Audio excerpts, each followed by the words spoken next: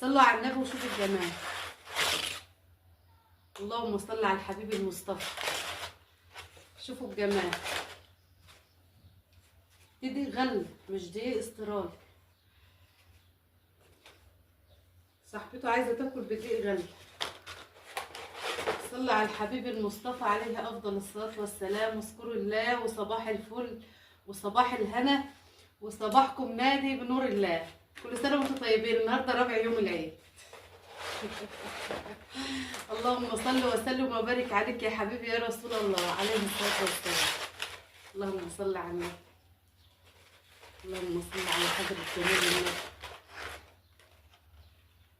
اللهم صل عليك يا نبي. بقول ربنا يعيننا ويعين الشقيانين اللي زينا ويعين كل واحد على حاله. اللهم امين. دعواتكم الحلوه لينا وكل سنه وانتم طيبين. اخواتي وحبايبي بحبكم في الله. اللهم صل على النبي. اللهم صل عليك يا نبي. الدقيق دوت جاي لي من يوم الوقفه بالليل وصاحبته ايه اللي اعمله لها. يا بنت الحلال بكره العيد. طب ما جيتيش بدري شويه ليه؟ معلش عشان خاطري يا ام ريتاج. قلت لها هعمله لك ربع يوم العيد، ما اقدرش اكسر بخاطرك، بس استحمليني اليومين دولت عشان كنت مضغوطه. وعملته لها بفضل الله وبالف هلا وشفا. طلع قمر زيها. اللهم صل عليك يا نبي. شفتوا الجمال؟ بسم الله ما شاء الله طالع عسل.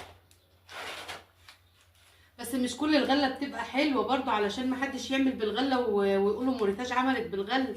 انا اشتغلت بغله في الموسم اللي هو بتاع العيد اللي هو قبل العيد، ما كانتش حلوه خالص، عشان ما حدش يعمل غله ويقول ده موريتاج قال. مش كل الغله زي بعضها، في غله لها عرق وفي غله ملهاش.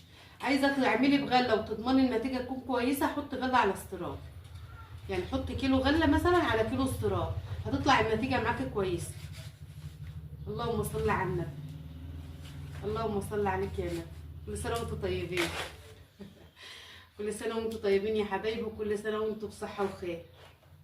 يلا اسيبكم في رعايه الله.